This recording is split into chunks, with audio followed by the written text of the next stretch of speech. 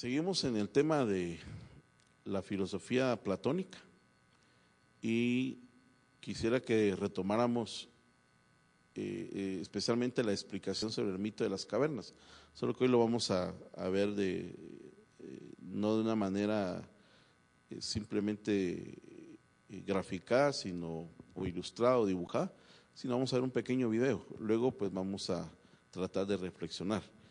La idea es cómo Platón ilustra, la idea es ilustrar cómo Platón concibe la realidad. Y para ello entonces recurre a lo que se conoce como el mito de las cavernas. Entonces vamos a ver este video y luego vamos a escuchar sus opiniones.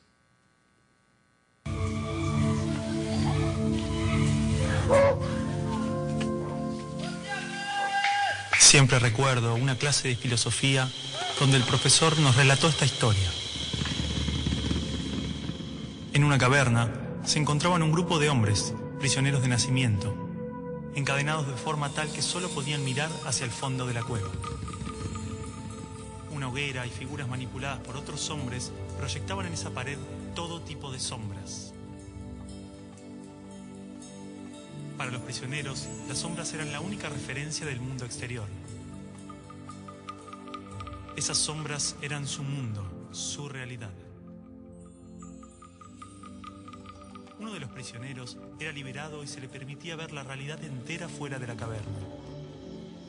¿Qué tanto tiempo le tomaría acostumbrarse al exterior después de toda una vida de encierro?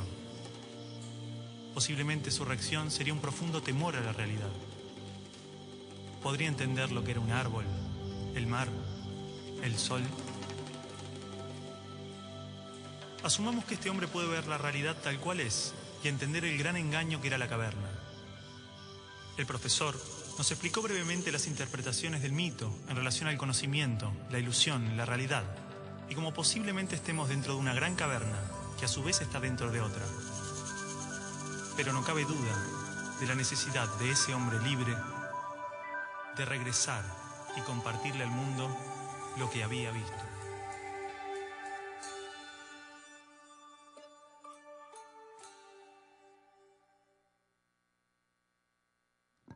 Muy bien. ¿Qué es lo que nos muestra en esencia el video?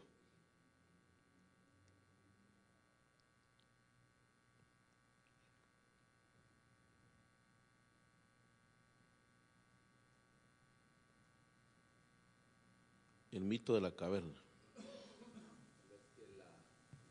La caverna es un lugar restringido, es un lugar con un molde, con una sola perspectiva, con paradigmas, y pues el salir de la caverna es cambiar ese paradigma, esa estructura, ¿verdad? De un tiempo para acá creo que le llaman el salir del cajón, el pensar fuera de la caja, correcto, etcétera, ¿verdad? Sí. Muy bien. ¿Qué otro comentario?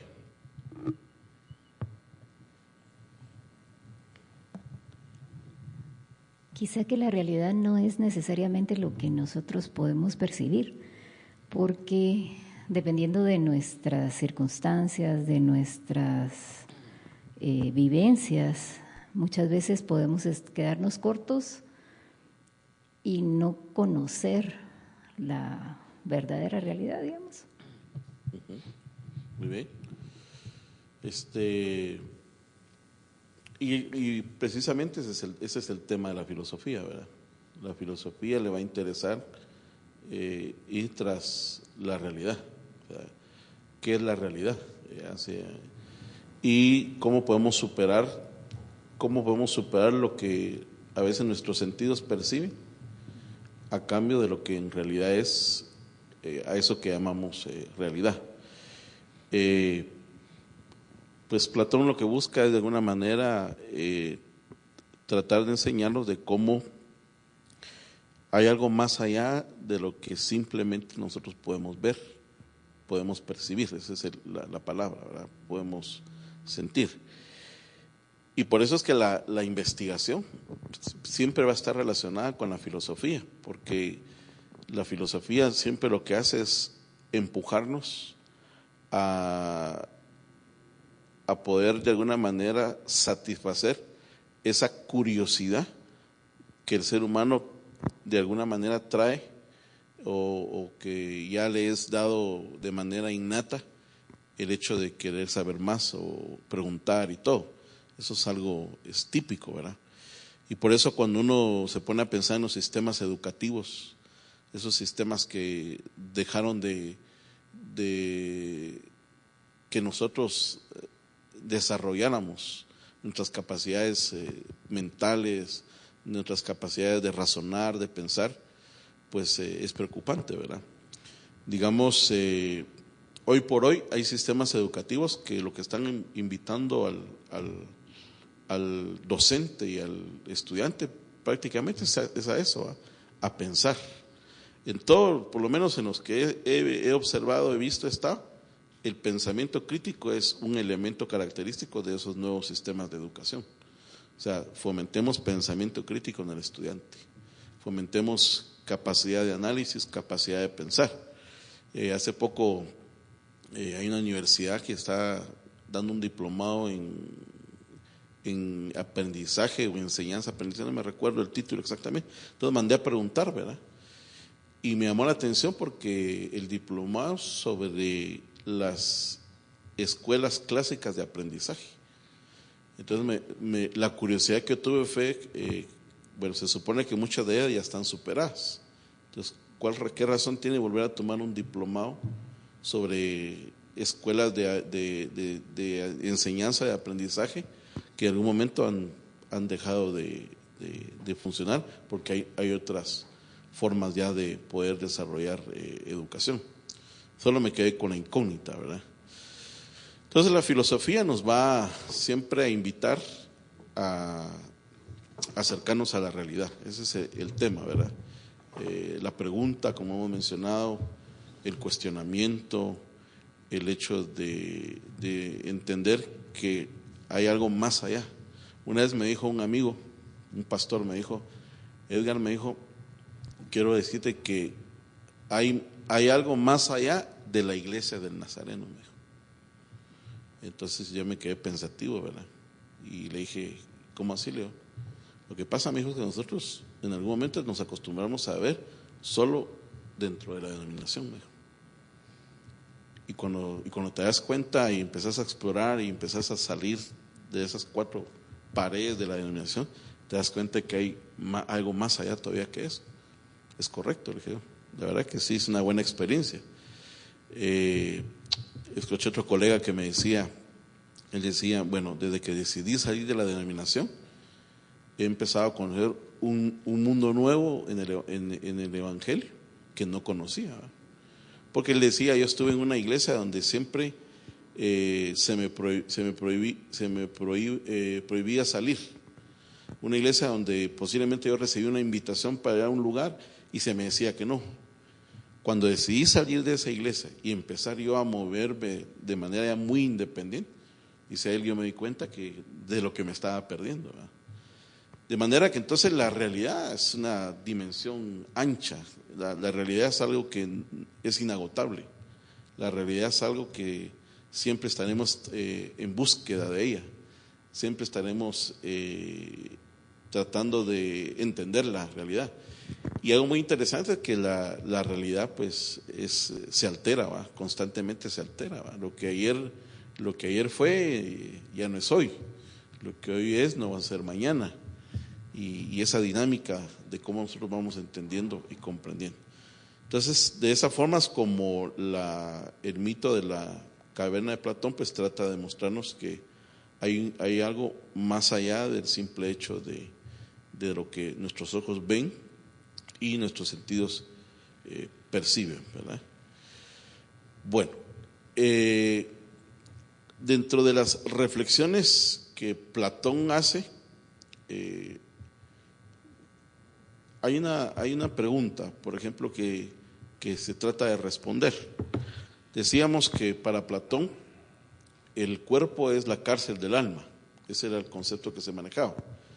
¿Cómo llegó el alma a ese estado de esclavitud? ¿Cómo es que el alma llega a ser cómo el cuerpo se convierte en la cárcel del alma. Entonces, nuevamente Platón utiliza un mito para explicar cómo el alma queda prisionera del cuerpo. El alma es como un carro alado, tirado por dos corceles y guiado por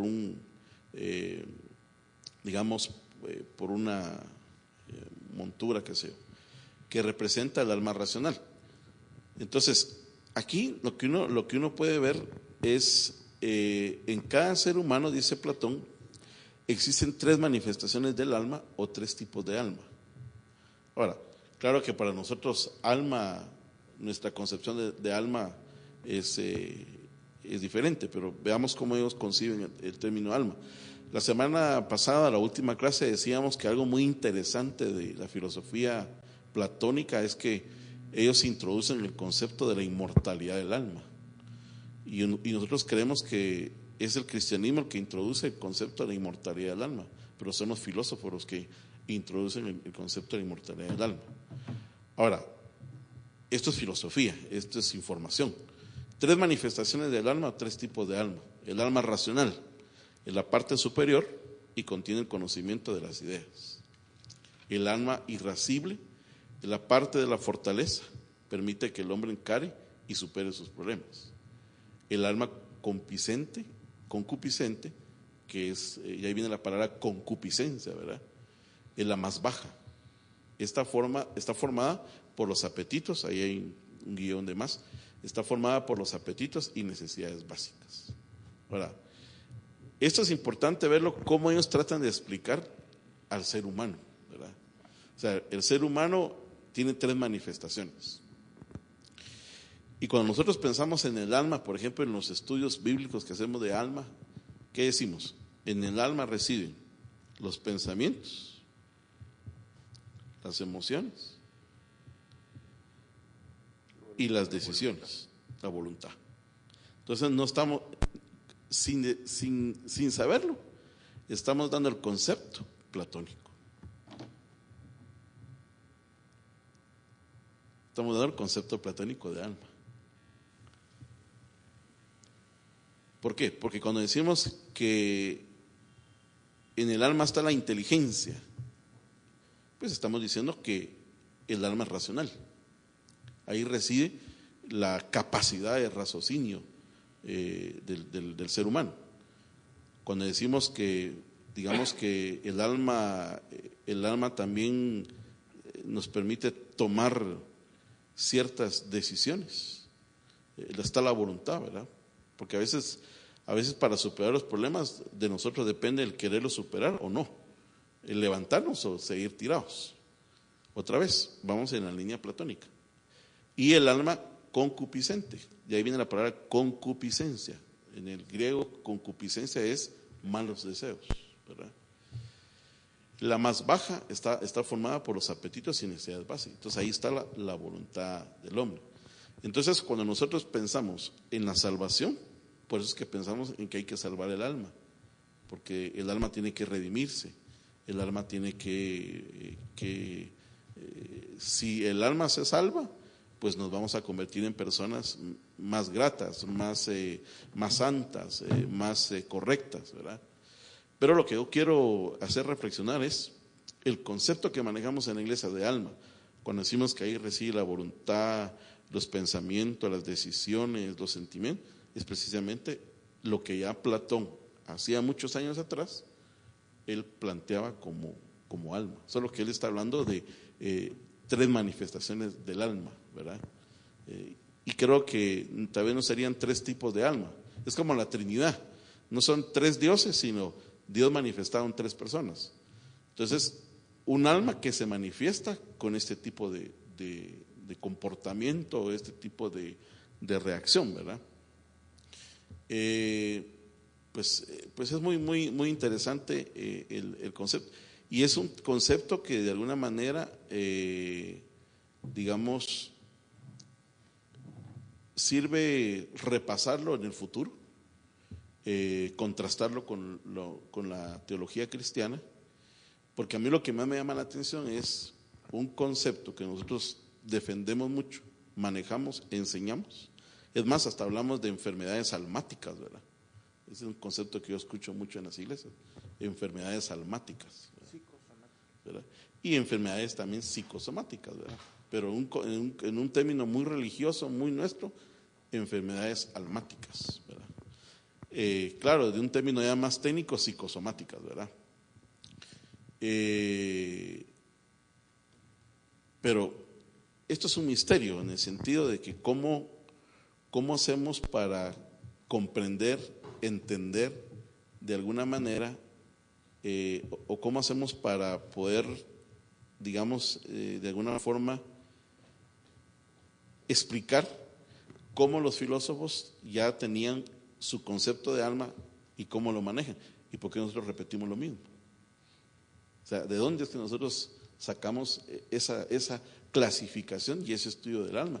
Simple y sencillamente de la influencia griega. Por eso la otra vez vi un libro que se titulaba, no me recuerdo el autor, predicamos a Platón o a Cristo, ¿verdad? Por las ideas de Platón. Entonces, que la filosofía griega de alguna manera tuvo su inferencia en la teología cristiana, sí la tuvo, ¿verdad? O sea, no pudo realmente del todo el cristianismo desligarse de la mentalidad griega. No pudo del todo el cristianismo desligarse del pensamiento platónico, ¿verdad? Fue parte de la influencia que el cristianismo fue recibiendo. Y eso pues en algunos otros estudios, en algunas otras lecturas uno puede irlo leyendo y aclarando de manera mejor.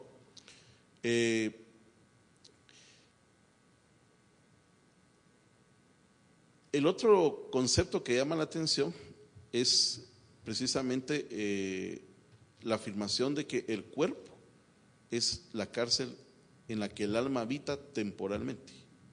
Vean, es concepto platónico. El cuerpo es la cárcel en la que el alma habita temporalmente.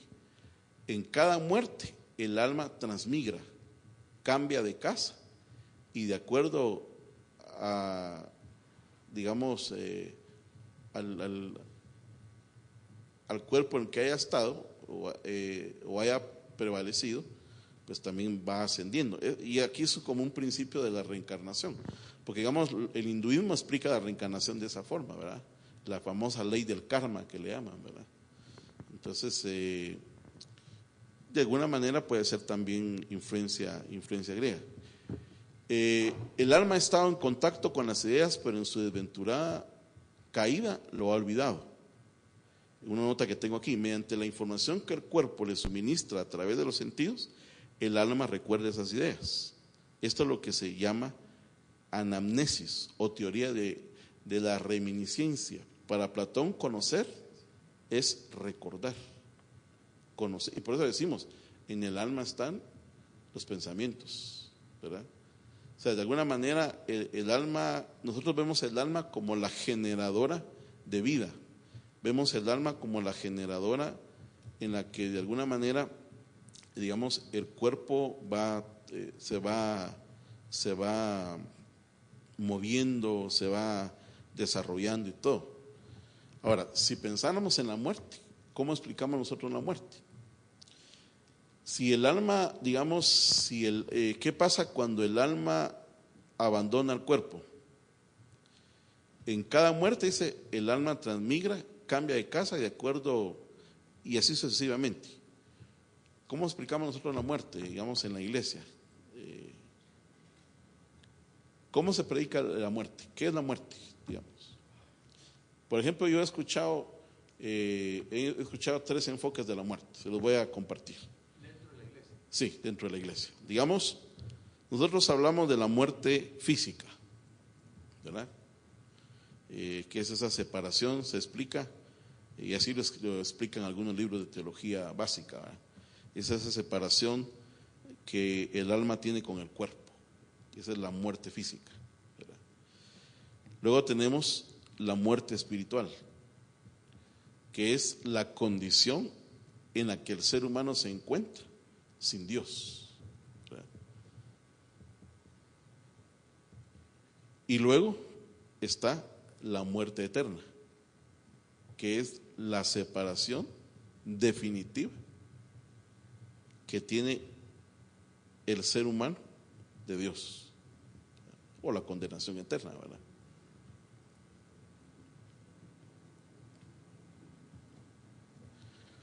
Ahora, habría que hacer, digamos, un estudio muy minucioso, muy detenido sobre el concepto alma en el Antiguo Testamento, alma en el Nuevo Testamento, porque siempre hay un poco de confusión y nos tendemos a perder, ¿verdad?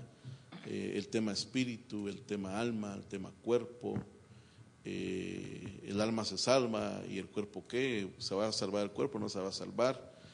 Eso es la resurrección de los muertos, ¿qué es? Realmente cuando sea la resurrección de los muertos, este cuerpo va a ser glorificado. ¿Eso qué significa? Que va a ser tomado y va a ser, mi cuerpo va a ser unido nuevamente al alma que en algún momento dejó ese cuerpo. Son preguntas que uno tendría que, las hace uno, y que uno puede dar ciertas respuestas desde el texto sagrado, pero que de alguna manera tampoco nos dejan muy claro, ¿verdad? Por ejemplo, en este tiempo que pues estamos superando la muerte de mi suegra, esas son las preguntas de mi cuñada, ¿verdad? Entonces me dice, y esos son los temas de todos los días, bueno, pero ¿qué pasa? ¿Será que ella nos está escuchando o no nos está escuchando? Ahora, es una mujer creyente, ha crecido en la iglesia, es una mujer cristiana, pero en un tiempo tan existencial como es ahorita. Porque una cosa es hablar de la muerte, otra cosa es vivir la muerte de alguien, ¿verdad? Y otra cosa va a ser el día que nos muramos también, ¿verdad? O sea, qué sorpresas vamos a encontrar, no sabemos. Pero ahí están las preguntas de rigor, ¿verdad? ¿Ella nos estará escuchando en este momento o no? La otra, y lo peor es que le preguntan al teólogo, ¿verdad? Y la otra pregunta es, ¿ella está en un estado de reposo o está consciente de lo que está ya de la vida eterna y la presencia con Dios? Cuando Jesús venga, los cuerpos serán resucitados. ¿Eso qué significa? Era la pregunta, ¿verdad?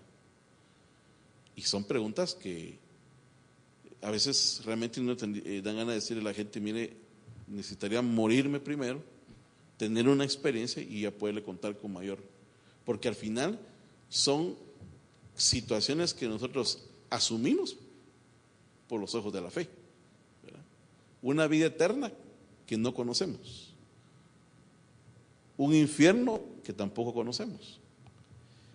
Entonces la fe nos transporta a asumir las promesas de Dios. Voy pues a preparar lugar para que donde yo estoy ustedes también estén, y esperar. Y por eso cuando ustedes me preguntaban sobre, digamos, cómo aborda la escatología la iglesia del Nazareno, la iglesia del Nazareno no se hace bolas, ¿verdad? Precisamente por ese sinnúmero de preguntas que hay y sin duda respuestas que al final no sabe uno si dejan clara la situación o la empeoran o la empañan más, ¿verdad? Entonces, ¿qué hacemos? Partimos desde lo que está más claro en el texto, como Jesús vendrá. Eso es un hecho que, histórico, que se va a dar.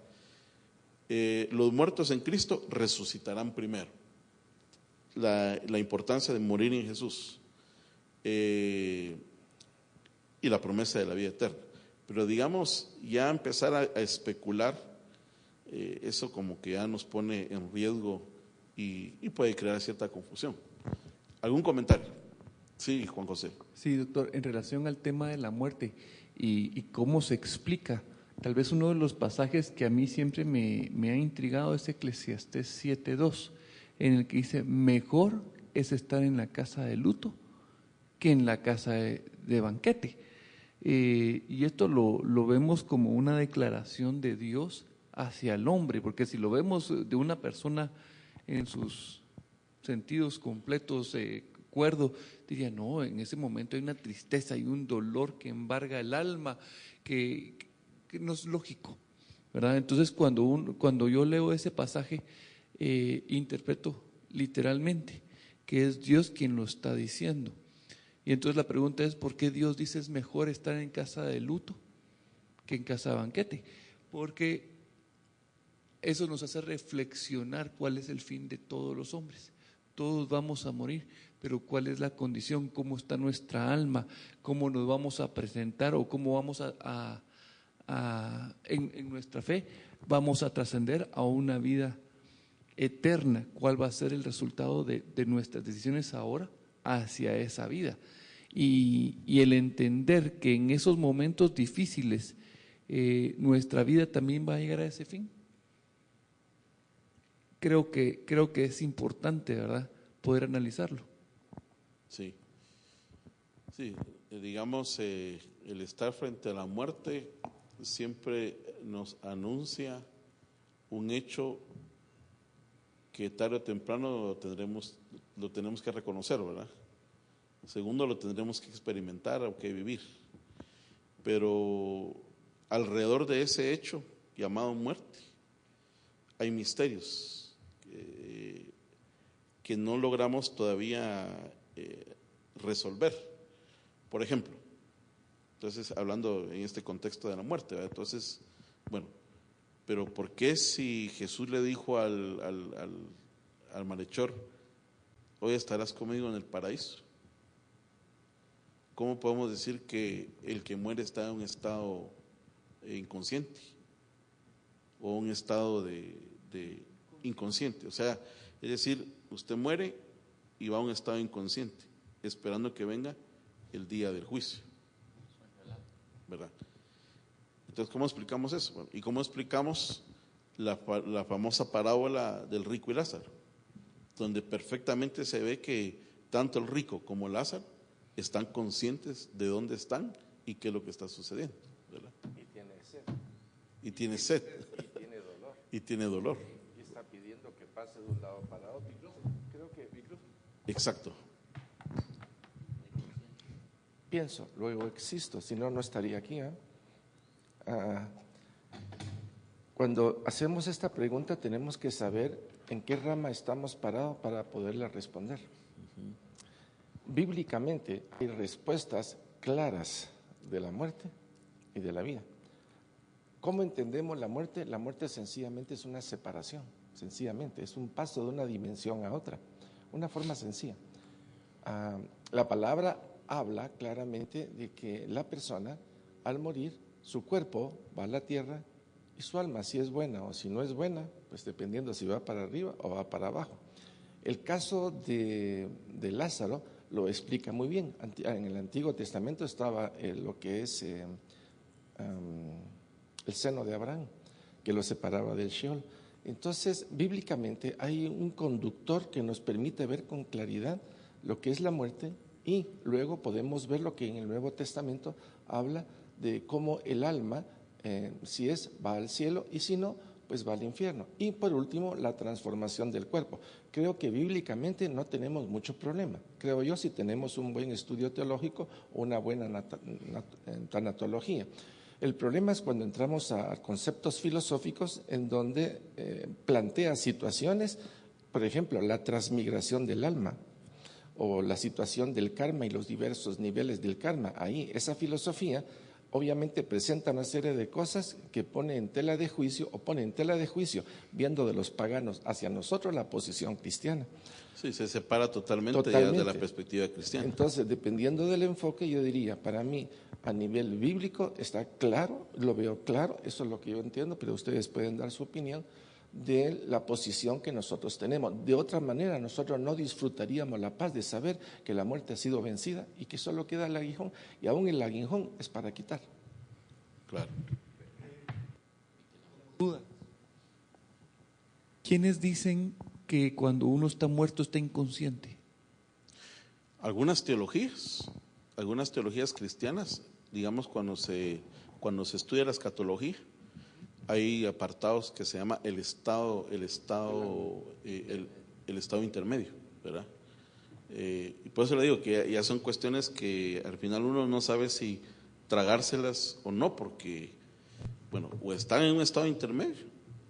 Entonces, si yo muero y voy a un estado intermedio, entonces ¿por qué estoy ofreciendo que una vez muerto paso a la vida eterna y a la gloria con Dios? Porque al final eso es lo que nosotros predicamos, ¿verdad? Y eso es lo que tomamos del texto sagrado. Pero sí, en algunas teologías se habla del estado intermedio de los muertos, ¿verdad? Y que están esperando para el juicio. Es más, otros dicen, algunos están en reserva esperando el juicio, ¿verdad? Ahora, entonces eran las preguntas que me hacían, ¿verdad? Bueno, y entonces ¿dónde queda lo del ladrón en la cruz? Pues, y Jesús le dice, te digo que hoy estarás conmigo en el paraíso, ¿verdad?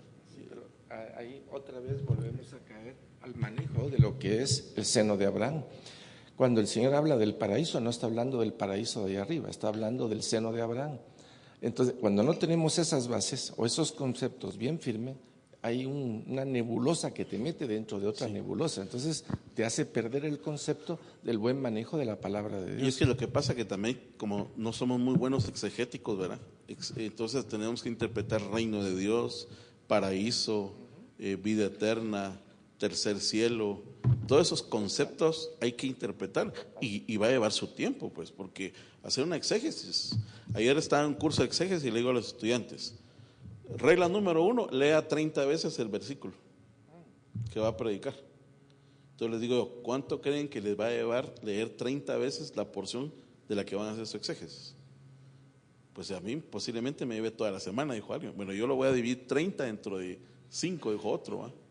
Ese es el tiempo que habría que dar, simple y sencillamente, solo para tener un acercamiento al texto y poder de alguna manera ir encontrando cuestiones que no va a encontrar en una primera lectura, en una segunda lectura. Ahora, ¿qué pasa si entramos ya a profundidad y empezamos a interpretar, verdad? Por ejemplo, los testigos de Jehová hablan del paraíso, ¿verdad? ¿Dónde va a ser el paraíso? En esta tierra. ¿Cuál es el Sheol o Seol? El lugar donde van los muertos. ¿Y cuál es el lugar donde van los muertos? Pues el nicho, el panteón, el lugar donde se entierra la persona. Ese es el infierno para ellos. O sea, no es el infierno que nosotros manejamos. ¿Por qué razón? Bueno, porque Sheol o Seol era el lugar, primero, Seol es el lugar de los muertos, el lugar donde se deposita el muerto. Segundo,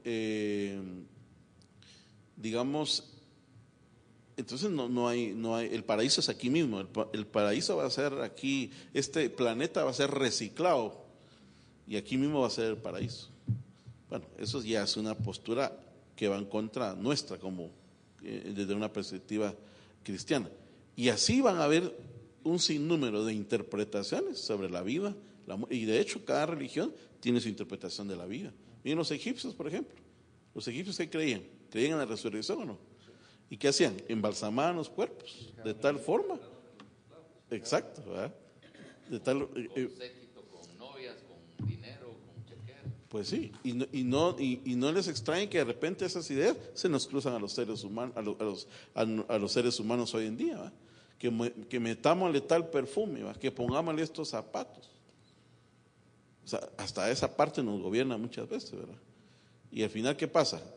Abren las tumbas, abren los ataúd, roban las pertenencias. Y eso pasó. Cabal, se fue caminando. Sí. Entonces, la idea era traer, digamos, a la reflexión cómo ya desde la perspectiva, digamos, de Platón, este enfoque que nosotros damos en nuestras enseñanzas de que en el alma están los pensamientos, está la capacidad de razonar, la voluntad, los sentimientos, pues ya es un concepto que Platón ya lo había propuesto, ¿verdad? Y lo venía trabajando. Luego pasamos a otro dato importante e interesante que precisamente tiene que ver también con el pensamiento de Platón, la famosa República Platónica. La doctrina política de Platón y su utópica concepción del Estado está desarrollada en dos extensos diálogos, la República y las leyes, ¿verdad? Por eso es que para muchos políticos, digamos, para muchos estudiosos de la ciencia política, estas de alguna manera son lecturas obligatorias.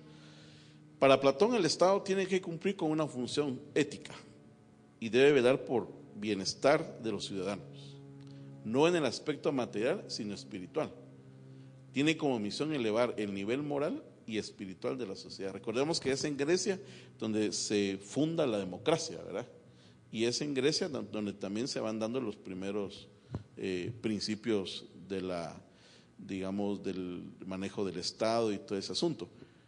Ahora, estas son ideas que suenan suenan hoy en día y que de alguna manera también nuestras constituciones las vuelven a citar, y el hecho de que el Estado debe velar por el bienestar de los ciudadanos, debe ser parte importante de esa parte moral, etcétera y todo. Para cumplir con su función debe estructurarse en 3 partes, según Platón, siguiendo simétricamente la misma regla que el alma humana, como se mencionó anteriormente. 1, razón, representada por una élite gobernante cuya misión es dirigir a los demás. Entonces, esta perspectiva solamente nos ayuda a nosotros a ver de alguna forma lo que vemos hoy, o se trata de ver hoy en función de cómo funcionan las sociedades, ¿verdad? Cómo se dirigen. Esta élite tendría que estar constituida por filósofos. Vea dónde pone a los filósofos Platón, cuya virtud es la sabiduría, y eso los libraría de tener ambiciones materiales y garantizaría la ética del gobernante. Esta élite no poseería bienes personales. Ahora, esto es una utopía, ¿verdad? Es un ideal de Platón en crear un tipo de república, ¿verdad? Ahora, cuando uno lee esto, leemos estas ideas y pensamos en nuestros gobernantes hoy en día, pues pareciera ser que esto al final sigue siendo solo una utopía, algo que nunca se va a poder llevar a cabo. Ahora, la parte que a mí me llama la atención y que en algún momento yo la quise compartir con algunos estudiantes es, digamos, el tema de la razón. Esta élite gobernante, cuya misión es dirigir a los demás, debería estar constituida por los filósofos. Hoy diríamos por los pensadores de la época, ¿verdad? Porque en ellos radica la sabiduría. ¿Y esto qué permitiría? Pues libraría de tener ambiciones materiales y garantizaría la ética del gobernante. Ahora, cuando uno ve cómo nuestros países funcionan hoy, cómo están nuestras sociedades de corrompidas, nuestros gobernantes cómo se corrompen, pues uno dice, pareciera ser que cada día urge realmente que esa masa crítica, esa masa que razona y piensa, debería de ocupar los cargos. Al final yo no sé si les mandé en el WhatsApp el artículo sobre, en cuanto a cómo los docentes universitarios deberíamos ser en algún momento algunos los que deberíamos de cubrir ciertos cargos, ¿verdad? Porque ahí donde está presente, digamos, la formación profesional, la academia.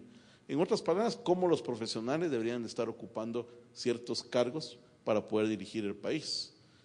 Cosa que hoy no se mira. Pues, digamos, hoy lo que uno puede ver es que pareciera que cualquiera puede asumir un cargo público, ¿verdad? Cualquiera puede asumir con preparación o sin preparación, dirigir un ministerio, una oficina, qué sé yo. Y eso al final, cuando lo vemos en la práctica, tarde o temprano nos va a cobrar la factura, ¿verdad? Porque sí necesitamos realmente gente proba, gente que piense, gente que tenga esa capacidad de poder dirigir al país desde un aspecto muy de la razón. Ayer les envié un artículo en WhatsApp, no sé si lograron leerlo, que escribe el director el presidente de Guatevisión. Y una de las cosas que a mí me llamó la atención de ese artículo era precisamente de que él todavía señala de que la razón está separada de la religión, ¿verdad? Entonces, puede ser que en algún momento las religiones, es decir, cuando la religión es guiada simple y sencillamente por dogmas, entonces la razón no tiene nada no juega nada, ¿verdad? Usted cree y punto, y eso es y punto, ¿verdad? Pero una de las cosas que realmente diría es, hoy por hoy la razón ocupa un lugar muy importante en la religión, y máximo por el tipo de religión que vivimos hoy, por el tipo de movimientos religiosos a los que hoy nos enfrentamos, por el tipo de gente que hoy está guiando, liderando los movimientos religiosos. Entonces yo creo que la razón, si nos vamos a la Edad Media, pues la Edad Media, una de sus características era que precisamente el dogma prevaleció y por mucho tiempo dirigió no solo los destinos de la iglesia misma, sino dirigió también los destinos de las naciones, de las sociedades. El segundo elemento que se menciona aquí, la segunda regla, ¿verdad? La segunda estructura, perdón, sería coraje, representado por los guardianes o los soldados, cuya virtud es la valentía, destinados a defender el Estado. Tampoco poseerían bienes, pero recibirían lo necesario para su subsistencia. Y 3, apetitos, representados por los trabajadores manuales y comerciantes, cuya virtud es la temperancia y su misión es producir los bienes necesarios para satisfacer las necesidades de los ciudadanos. Solo ellos poseerían tierra. Pues cuando vemos esto suena a un ideal, ¿verdad? Suena a algo, por eso dice la doctrina política de Platón y su utópica concepción del Estado, ¿verdad? ¿Quién es la diapositiva de los otros dos? ¿Perdón? La de coraje y apetito. Ah, sí, perdón. Sí. Entonces, digamos, cuando uno mira, digamos, esta propuesta, ¿verdad? Pues uno se da cuenta que es una utopía. Este sería como la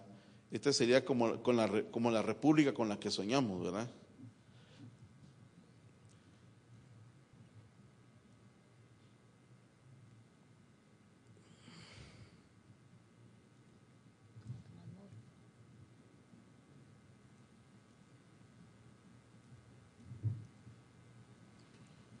Muy bien, ¿cuánto tiempo nos resta? 5 minutos. ¿Algún comentario al respecto? ¿Qué pensamos de este ideal? ¿Qué pensamos de este planteamiento utópico que Platón tenía? Y cuando vemos la realidad hoy de nuestros países, ¿verdad? De nuestros gobernantes, de nuestros estados. Hagamos un nuevo libro de lamentos. Lamentaciones. Lamentaciones 2. No, tendríamos que hacer una sexta lamentación, porque son 5 poemas de lamentaciones, una sexta lamentación, ¿verdad? Yo me refería a un libro. Un libro completo, ¿verdad? Compendio. ¿Con cuántos Jeremías? Jeremías, Isaías, un montón. Completando el cuadro. A mí lo que me llama la atención, digamos, de esta propuesta de platónica, tal vez por mi inclinación, es prácticamente sobre quién está centrado la dirección, ¿verdad? Sobre quién está centrada la dirección, por ejemplo, de una república, en este caso. Sobre quién debería estar centrada, sobre quién debería estar liderada. ¿De quién se esperaría un nivel ético mayor? O, pues, esa es la parte que a mí me llama la atención. Y eso es lo que precisamente no tenemos en nuestro país, ¿verdad? Digamos, cuando uno ve esta propuesta, ¿hace cuántos años? ¿Hace cuánto tiempo? Y uno ve el país, los países de cómo se gobiernan, cómo funcionan, uno dice en realidad que al final pareciera ser que para los días de Platón la manera de hacer gobierno y hacer política quizá no estaba tan corrompida. ¿Sí, Juan José? Sí, yo hago una relación entre las dos propuestas de Platón. Primero el mito de la caverna y luego la república, porque realmente el mito de la caverna nos viene a explicar en cierta manera cómo el hombre percibe las cosas y luego cómo las afronta o cómo es su vida. Pero luego vemos la propuesta de Platón al nivel de gobierno y vemos que la gente sigue viviendo en la caverna y no quiere salir, aunque se le hayan roto las cadenas. El circo y el pan que se presentan en los romanos, ¿verdad? Se les da de comer, se les da entretención y se quedan muy cómodos dentro de la caverna viendo todas las circunstancias. Y veo cómo eso el día de hoy sigue sucediendo, porque hoy el entretenimiento, la comida, y la gente está feliz. Sí. Y no está pensando en ese grupo de razón en el cual ama la filosofía, ama el entendimiento, desea salir de la caverna para ascender a un tipo de vida superior, conociendo la verdad, ¿verdad? Sino que sí quedan satisfechos con ese comer y ese beber todos los días. Entonces, ese paralelismo. Y ese es el éxito de los políticos, ¿verdad? El hecho de que entonces el famoso clientelismo que le llaman, ¿verdad? Entonces basta solamente con mantener adormecidas a las masas, contentas, entretenidas, y entonces ya la hicimos, ¿verdad?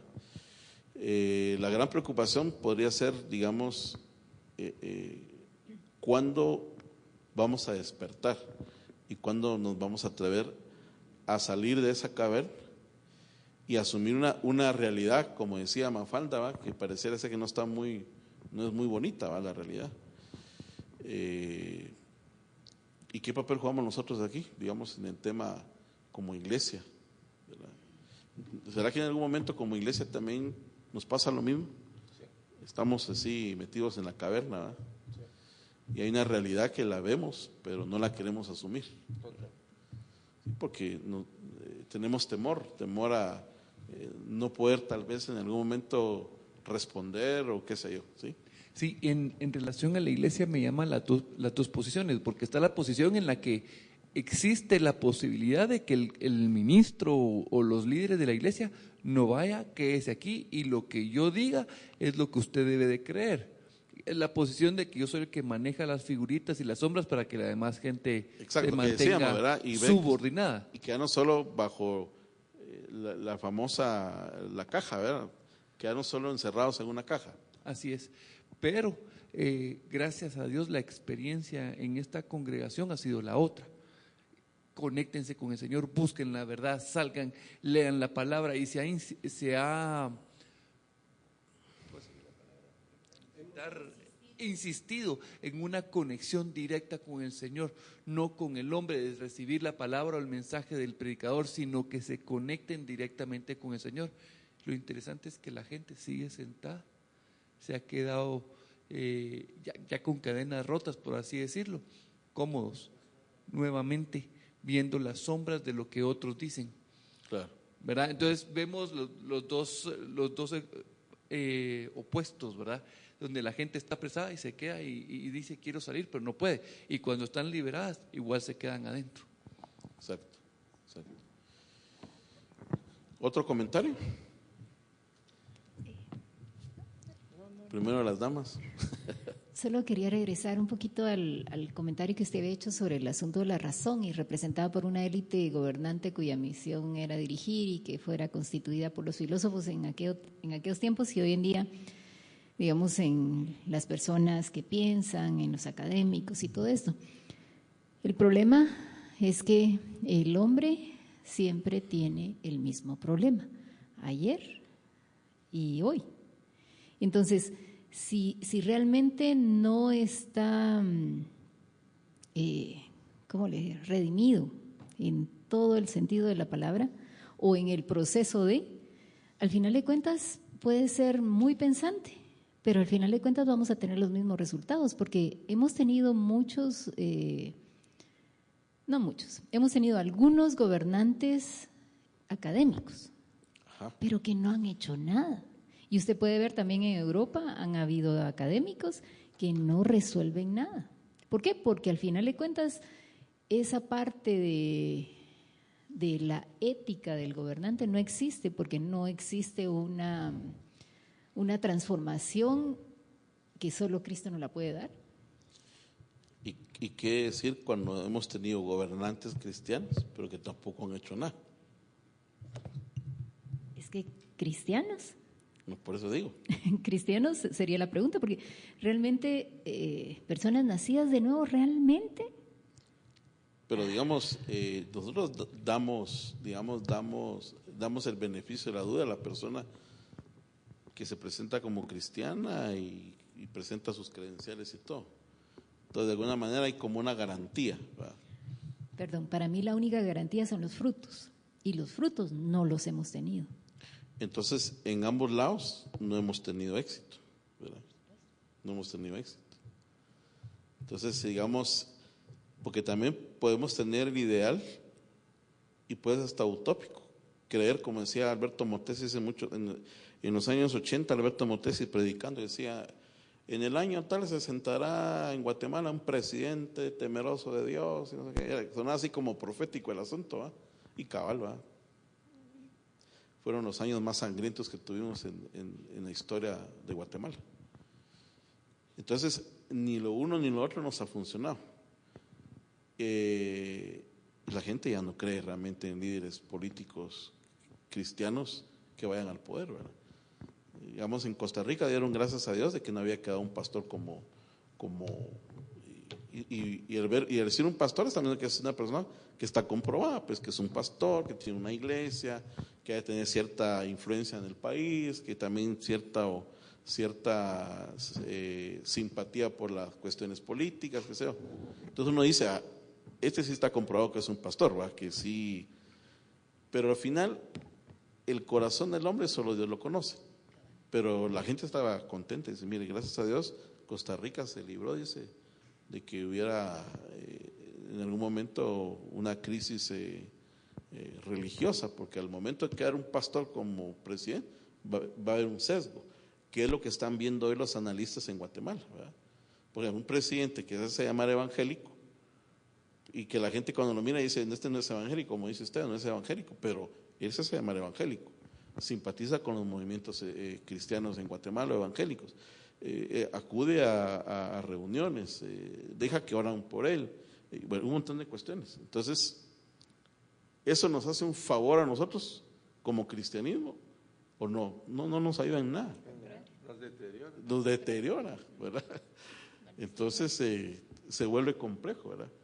Y por eso, como decía Paul Tillich, me recuerdo en un libro que leí hace un tiempecito, en uno de los capítulos él hablaba sobre el uso del nombre de Dios. Y decía Paul Tillich que era preocupante cómo el nombre de Dios se usaba para cualquier cosa, ¿va? Cuando tal vez para el judío mencionar a Dios llegó a ser algo tan delicado que mejor preferían omitirlo, a veces ni escribirlo, ¿verdad?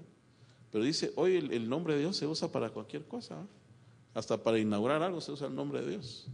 Entonces, de alguna manera también hemos hecho del nombre de Dios algo tan, ¿cuál es la palabra que podría usar? No deteriorado, ¿verdad? Sino hemos hecho del nombre de Dios algo tan usado en el que el nombre mismo ha perdido significado, lo que debería representar, lo que debería de ser para nosotros, ¿verdad? Es como el precio de la gracia que dice Bonhoeffer, ¿verdad? La gracia se ha vuelto tan barata, que ahora pues ya nadie, pareciera que a nadie da nada ni por la misma gracia, ¿verdad?